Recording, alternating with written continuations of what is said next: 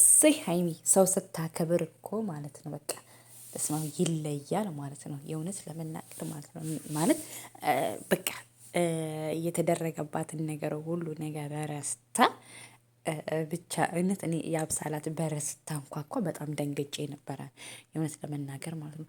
ወይኔ ሀይሚ በቃ እንትን ትላታለች ምናምን ብዬ ማለት ፈርቼ ምናምን ነበረ ማለት ነው። ለምን እንደሆነ ታውቃላችሁ? ጀስት ይሄ ማንም ሰው እንትን ማለት አይፈልግም። በክብሩ ምናምን መደራደር አይፈልግም። ታውቃላችሁ ብዙ ነገር ያደረገቻት ምናምን ብዙ ጣልቃ ገብታባት ከብሩኬ ጋር አጣልታታለች ምናምን ማለት ነው። እና ያን ነገር ያደረገቻት የሰደበቻት ምናምን ነገር እኔ አሁን እንደ ሀይሚ አላደርግም እውነት ለመናገር ማለት ነው። ማለት የፈለገ ቢሆን የእውነት ለመናገር ማለት ነው። ለምን እንደሆነ አይዶን አላውቅም። አንዳንድ ሰው ግን ያላቸው ልብ በጣም ይገርማል። አብሶ የሀይሚ ማለት ነው። እና ደስ ይላል ማለት በቃ ደስ ይላል ስላችሁ ያደረገችው ነገር በጣም ደስ ይላል የእውነት ለመናገር ማለት ነው።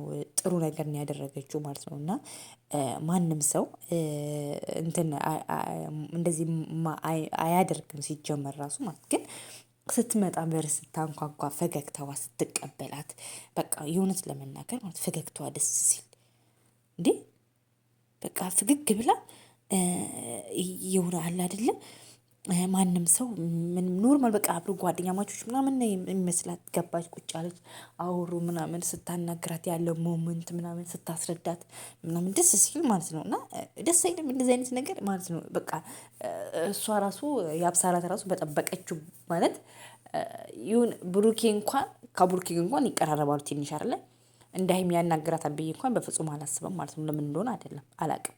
የእውነት ለመናገር ማለት ነው በቃ በጣም ስርዓት ያላት ናት። አነጋገሯ ምናምን በቃ የሆነ ኩል የሆነ አነጋገር ታውቃላችሁ እንደዛ ነው ያናገረቻት ማለት ነው። እና ሁለት ደግሞ አሁን ያሉበት ሁኔታ ጾም ማማት ነው። በቃ በተቻላችሁ አቅም ከሰው ጋር ቂም ምንም አያስፈልግም። ግን ያ ነገር ሁሉ ሆኖ እሷ በቃ ያደረገችበት ነገር በስመ አብ ኦ ማይ ጋድ በጣም ነው በጣም ደስ ይላል ማለት ነው። እና እኔ እንጃ የሀይሚ አይነት ልብ ለሁላችንም ይስጠን ነው የምለው ማለት ነው። እና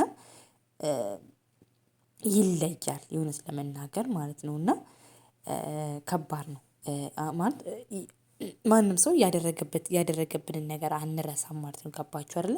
ለዛ ሀይሚ ቢቱም ግን አስጠነቀቀቻት። ገባችሁ አይደለ? እሷም ዳግመኛ ወደ ህይወታቸው እንደማትመጣ ወደ ህይወታቸው መግባት እንደማትፈልግ ከአሁን ሄዳ በቃ የራሳቸውን ላይፍ እንዲጀምሩ ምናምን ግን ሁሉ ነገርም ይሄን ማወቅሽም ጥፋተኛ መሆንሽን ራሱ ማወቅሽም ትልቅ ነገር ነው ያብሳላት ማለት ነው። እውነት ለመናገር ማለት ነው። እና ይሁን ችግር የለውም። የሰው ልጅ ደግሞ ይቅርታነት ደግሞ የትንሽነት ምልክት ነው። ሀይሚም ይቅርታውን ተቀብላለች።